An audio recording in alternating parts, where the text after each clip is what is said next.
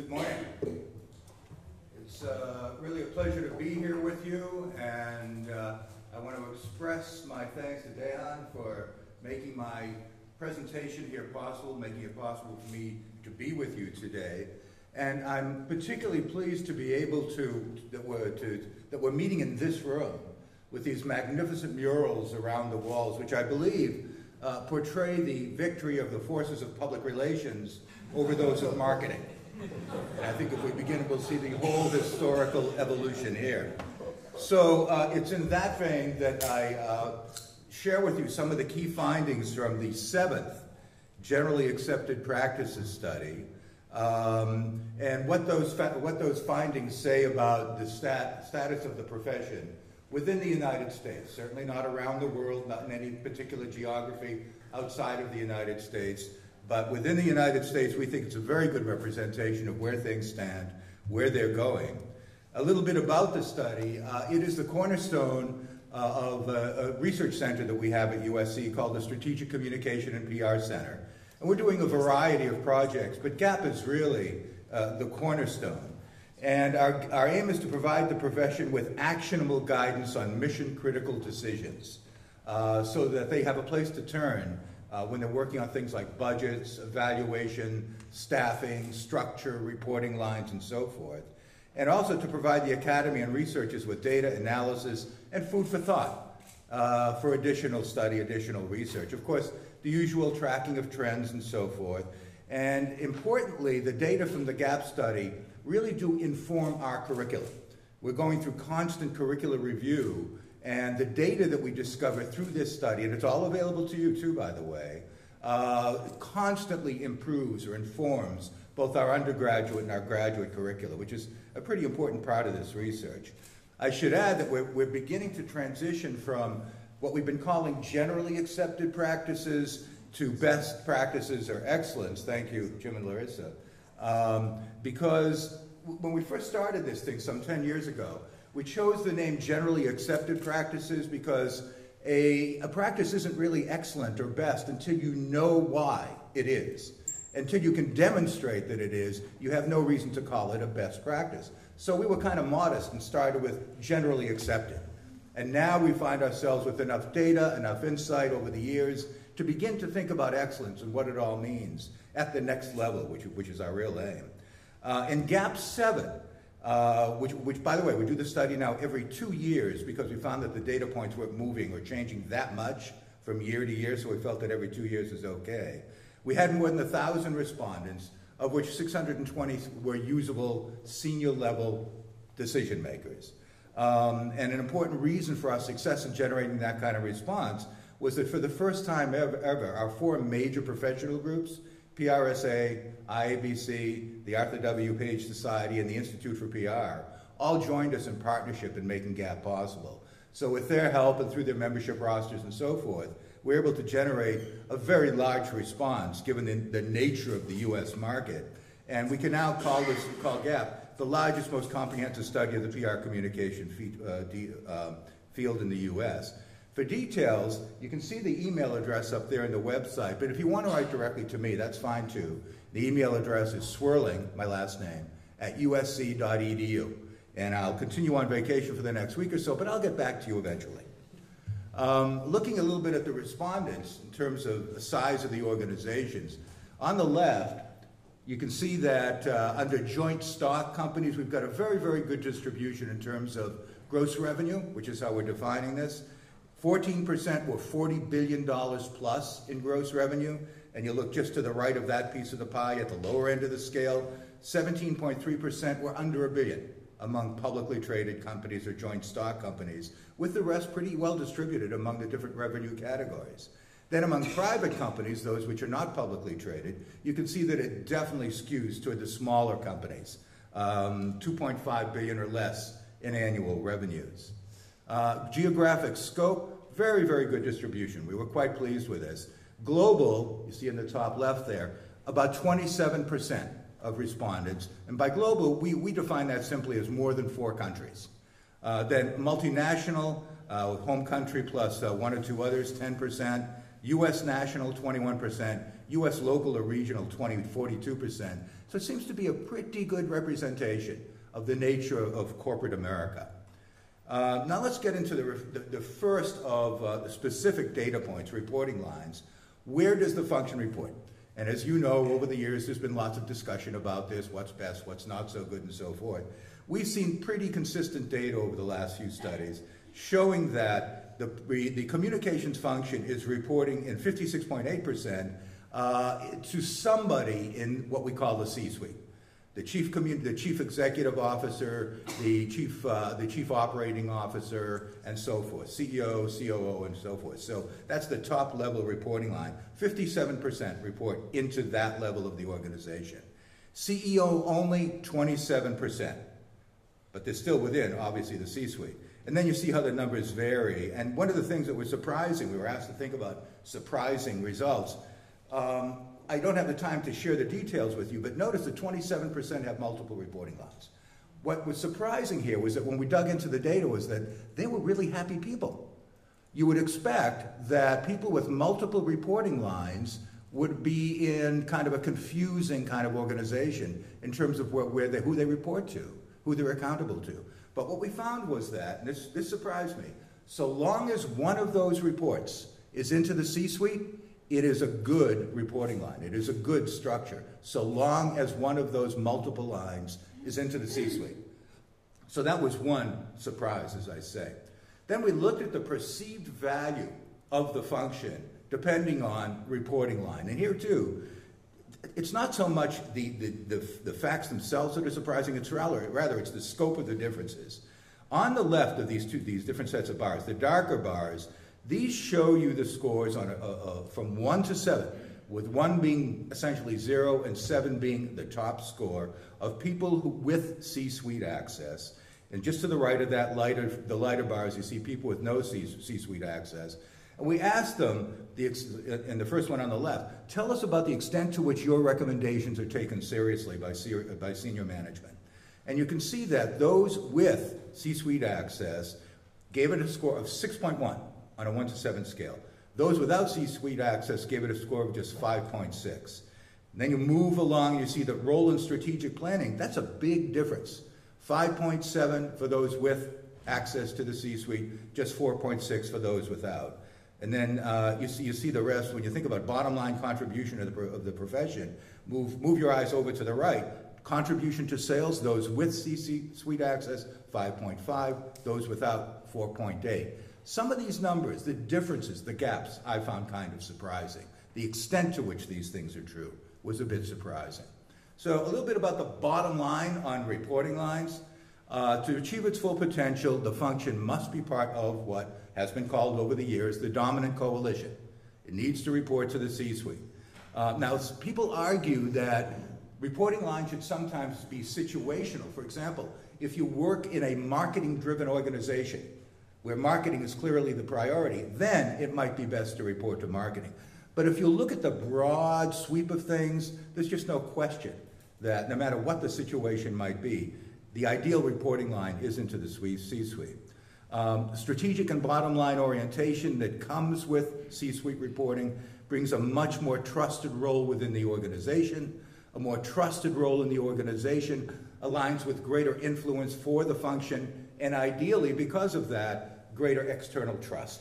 So you connect all these dots, and you end up with what should be a more effective communications function. Now, if we don't have this C-suite or dominant coalition reporting line, we have to ask, why is that true? We can only think of 3 possible reasons. One is that there are organizational limitations, something inherent to the organization, something inherent to the individual, the practitioner, or some combination of both. Now, looking at budgets, the second data point, generally speaking, budgets were up in 2011 versus 09, but flat in 2012, current year. A surprise in budget allocations, a very pleasing surprise. The percentage of total budget allocated to research and evaluation has jumped considerably from about 4% to 8.5%, or actually 9% if you round it up. 4% to 9%. That's a pretty substantial increase in a fairly short period of time. That was surprising to me. I expected an increase, but nothing of that scale. Salaries typically average 48%, agency fees 18 to 20, program execution 25%. Something we found that was interesting, another surprise, the size of budget or growth in budget is not related to any of the success factors that we include in the study. Better external reputation, more respect by senior management, so on and so forth. Budget size in and of itself, size of budget increase in and of itself, those are not related to any of the success factors that we explored. Bottom line, budget limitations do not necessarily serve as a barrier to success. Can't be used as an excuse. Measurement and evaluation, as I said, big surprise, the percentage of budget allocated to this. The tools that are on the rise, how is this additional money being spent? Some really pleasing data. One, an obvious one, metrics for digital and social media, which is becoming increasingly inexpensive for people to use. Our students now are graduating with the skills to use measurement techniques, digital and social media, so they can step right in and use these tools that are very inexpensive. But also, a very pleasing surprise, there's an increase in the use of primary, pre- and post-campaign research. For a variety of reasons, we could probably all hypothesize it has to do with things like the less expensive tools that are now available to us and the increasing mastery that we and our colleagues have of these tools. Interesting surprise, not so much a surprise, I guess it's really kind of a no-brainer in a way, but it was pleasing to see it. When you look at what we call outcomes measures, that is measurement of actual effect on stakeholders, on strategy, on the bottom line, are those linked to success factors? The answer is yes. Outputs measures, on the other hand, things like clips, advertising equivalencies, circulation, impressions, all of the traditional kinds of metrics, are those linked to success factors? No. No, they're not. So out of this comes a clear argument in favor of the measurement of outcomes. The bottom line, allocate at least the current average amount, 8.5 or 9%, to evaluation, and when you do so, focus on outcomes rather than outputs. Responsibilities, a number of surprises here. We looked at what are the core responsibilities, the core functions within our discipline. And by that we mean more than 50% of our respondents reported responsibility for that function, for that activity. A lot of fairly standard stuff here, Corp Comm, executive communications, but I should have called out, notice the leap in internal communications from 67% to 80%. That's pretty substantial.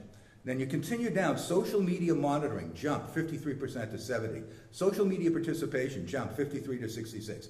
Issues management, which can be kind of an offshoot or a byproduct of social media monitoring, up 47% to 58%. And so it goes. There's the core of what the practitioner does, of the functions for which she is responsible, is changing. Right? Surprise here, marketing and product PR, down. I think when we think of the traditional classic marketing and product PR, we're thinking about publicity, we're thinking about special events, we're thinking about that sort of thing, just focusing on products. We think that what might be happening is that social media is beginning to supplant, the use of social media is beginning to supplant traditional marketing and product PR. So those things are kind of getting woven together, and that's why you see that drop there. A bit of a surprise.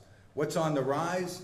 No surprises given what we just said. Social media monitoring and participation up, search engine optimization up, customer relations. Look at the numbers for customer relations. Remember, this is 50% or more reporting responsibility for this function. Customer relations from 6% to 15%. What's going on here? What we think is going on here is that as customers, outside stakeholders, want to interact with organizations today, they're not doing it through the traditional means that would take them through the customer relations function. They're not calling the 800 number. They're not going to a customer relations website. They are using social media to be in direct contact with people within the organizations. And what's happening, we think, is that the people they're in contact with are in the public relations function. So we're seeing a migration of the customer relations function into the public relations and communications function, which creates enormous opportunity for our field. A couple of important questions about ownership of social media. This comes up all the time. Who owns social media? Who controls social media? Now, of course, it's not that simple a question, because in a well-run organization, there should be some responsibility for social media in various parts of the organization. Nonetheless, it's good to know who has the so-called ultimate authority here. 50% of our respondents, now remember, these are all communications professionals, they're not in other fields. 50% of our respondents said that PR communication has 70% or more of budgetary control of social media. 41% said that marketing has 70% or more of budgetary control of social media. So in terms of the dollars, it appears that the dollars are being channeled through the PR communication function for social media. But that's not enough. What about the strategic control? 54% of our respondents said that PR communication has 70% or better of strategic control. With marketing, 37% reporting that marketing has that same level of control. So what our respondents are saying, again, we're not marketing people. They are PR comm people. What they're saying is that, yes, we tend to be the ones who have both the budgetary and strategic control. So you look at the bottom line and responsibilities. What does it all mean? We have, as a field, both as a field of study and as a field of a professional field for our students, there are enormous growth opportunities. And so when we talk about how the field is doing and what the future looks like, my view is based in part on this data, it looks pretty good. In terms of social media, control obviously has to be based on organizational goals. You can't arbitrarily say it's got to be marketing or PR. It's got to depend on the goals. We can only reflect the trends that we're seeing as they are today. It tends to be a short-term orientation if it's sales-driven, or a longer-term kind of situation if it's PR communications-driven. The focus must be on goals, strategy, and attributes rather than individual tools. It's not about Facebook. It's not about Twitter. It's about having an engaging frame of reference.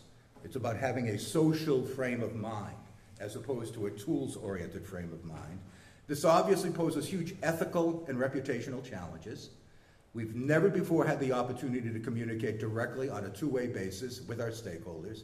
The way our profession handles it, the way our students are learned to handle this, will be of enormous importance in terms of the reputations of the organizations they work for, our programs, the students and young professionals as individuals, and our profession as a whole.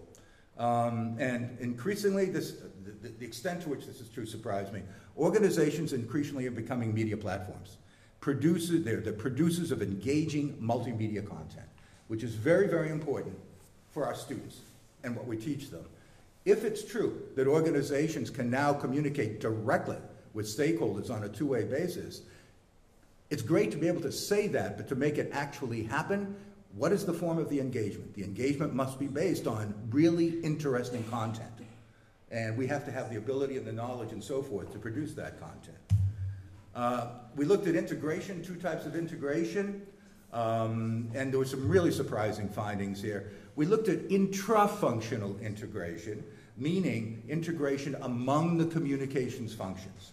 And we asked, again, on a scale of 1 to 7, how integrated are you? How integrated are your communications functions? Advertising, public relations, corp comm, internal communications, so on and so forth. And we saw some pretty impressive distinctions between organizations that are integrated and are not. Look at successful, the first two bars on the left there. The dark purple bar, those are folks who report high levels of integration, top 3 boxes on a scale of 1 to 7. The folks just to the right, the lighter purple, these are unintegrated organizations. In terms of success, 5.8 versus 5.4. Look at CEO values contributions to bottom line made by PR communication. 5.6 versus 4.6. The better integrated, the greater the extent to which the CEO sees a bottom line contribution of the function. The next one, numbers are like, not staggering, but surprising. 5.9 versus 4.5. PR recommendations are taken seriously. Clearly, higher levels of intra-functional integration and coordination are associated with multiple success factors. Then we looked at integration in interfunctional integration. That is integration and coordination between the communications function and other organizational functions. finance, operations, legal, what have you. And here again, higher levels of interfunctional integration and coordination are associated with multiple success factors. You see in the success area, 5.8 versus 5.5. CEO values contributions to the bottom line, 5.7 versus 4.6. 6.0 versus 4.5. PR recommendations are taken seriously. It's pretty hard to escape reaching certain conclusions from this. The bottom line, perhaps. And some of this, by the way, as I reported here, some of it's based on the data, but some of it's also kind of based on logical leaps of faith, based on a lot of years of experience and a lot of study in the field. Integration of both types leads to greater internals and support and trust for the function. The data show that. Internal support for the function leads to more emphasis on or support for the communications function. Seems logical. More emphasis on communication should lead to better internal and external reputation and trust if it's done properly. Seems logical. Better reputation leads to organizational success. So you connect these dots and you're led down this chain of thinking which starts with integration and ends up with organizational success. So one thing that, I will get there in just a second. What we see happening in general, to conclude, is that we right now, are at a point of transition in the United States from what we can think of as an old school to a new school approach. Right at this moment. The old school, and I haven't been able to share all the data with you on all of this because of time limitations, but the old school can be recognized by a short-term reactive point of view, a lack of integration of both types. It believes that PR and communications focus is on media relations primarily, not on other activities. It measures outputs rather than outcomes, outcomes being the actual effects on people and stakeholders. It does not believe social media are pervasive and here to stay. And they are very worried about control, very worried about a lack of control over messaging. Old school. New school. Long-term, strategic in its point of view, champions organizational integration and collaboration. And let me do a quick detour here. An insight that surprised me that I think is very important. In terms of integration, the PR communications function should be the champion of integration of both types because of the benefits it brings to the organization, because of its unique place within the organization, and because it's in the best position within the organization, let's say, to champion integration. It works better when it's well integrated with other parts of the organization. New school measures outcomes, not outputs. New school embraces the pervasiveness of social media, still with a little bit of control, but is willing to acknowledge the need to give up a modicum of control and work on a collaborative basis with stakeholders as opposed to a controlling basis with stakeholders. It believes that social media does indeed belong within PR communications, and for the new school, recommendations are much more likely to be taken seriously by senior management. Thank you.